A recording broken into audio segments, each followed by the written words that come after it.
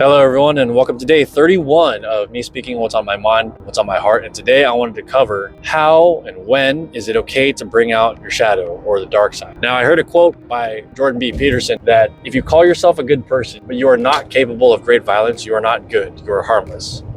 If you are capable of great violence but have it under control, that's when we call it good, because you have the option for bad, but you opt not to use it. And that's the prerequisite for good. So with that in mind, how are you able to build this idea of great violence in an appropriate way? Because obviously you don't want to go around just punching random people. And I don't condone violence. This is specifically for when you're in a training environment, in a combat sport, or if you're in the ring against someone and you both agreed to fight. Or the other time I would say is okay is if someone's in your house and it's a home intrusion. Then yeah, for sure, you do whatever you need to is necessary. I digress. I used to watch a lot of animes. In Naruto, I think that's one of the most famous ones. When Naruto is young and then Nine-Tails Fox comes out, right? And embodies this whole thing and he's destroying everything because he's pissed. It also is in Bleach, where Ichigo is fighting Orochimaru and Orochimaru blows a hole through his chest, effectively killing him, and Ichigo gets up from the grave and just smashes him. So it's like this dark side that resides in people that only comes out when the person who's conscious and is good can no longer hold back the demon. But this demon, this dark side, this shadow needs to be under control. And this is why.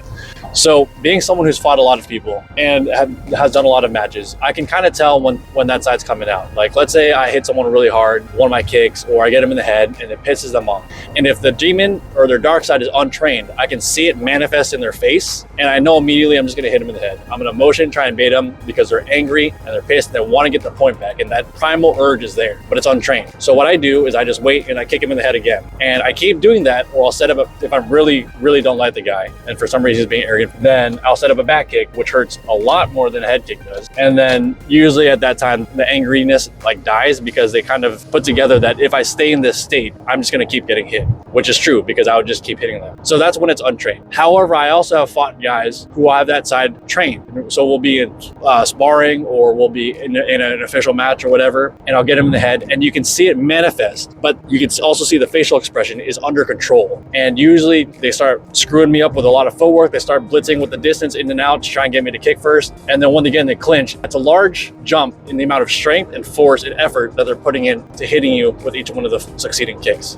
And so when you're in that situation, you need to flush your side out so that way you guys can do battle, or you can weather the storm and you try to hold off for about 5 to 10 seconds, because usually around that time people start fatiguing because it's hard to stay in that state. So the pros of it, I would say, having that dark side ready and trained is you get to be superhuman for like 5 to 7 to 8 seconds because you don't really care about what's hurting you. It's an interesting switch where you're hitting as hard as you can and it feels good when you make contact. It feels really, really good when you make contact. But the con is that you're really tense, and so you fatigue much faster. It's like being in Goku's Kaioken.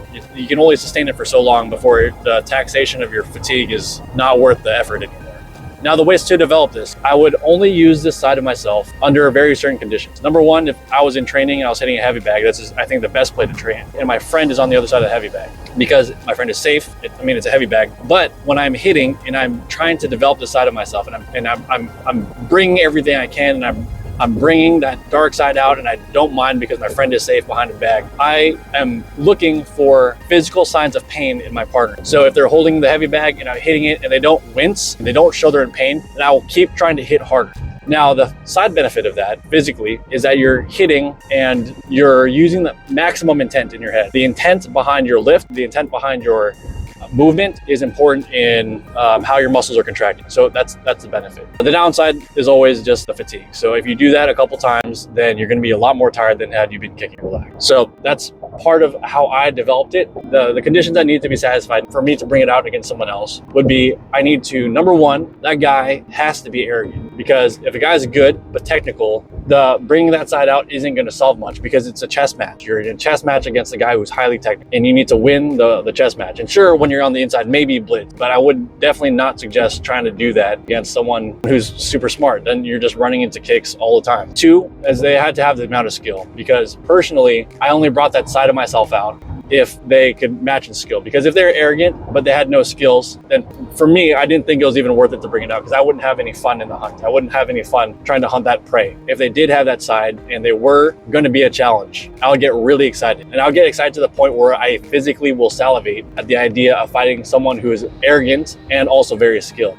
I get to use the full amount of myself. I get to use both my high technical side, which you develop when you're training normally, and you get to use that extra part of yourself that doesn't get to come out against everybody else. I think it's good to have in your back pocket, just in case you ever need it, if you're sparring or if you're in a fight, or like I said, someone's in your house. Then you can bring it out and have almost no remorse for what's going on. Now, obviously, I'm saying this within this context, so don't go out and be a serial killer, because that would be stupid. I hope this was helpful for you guys who are trying to develop that side of yourself, and you're not. I'll suggest taking a look at that side of yourself and see, like, look at yourself in the mirror and understand that I think that resides within everyone to a certain extent. If you want to bring it out pretty fast, imagine someone hurting someone you love. How fast would that primal side come out? Whatever that primal side is, you need to think about and you need to train. You're not just gonna get magical moves when it happens. Your body's not gonna know what to do when it's in that state. You need to get into that state on your own and then train. So that way you're used to being at that heightened emotional state and still be effective at what you need to do.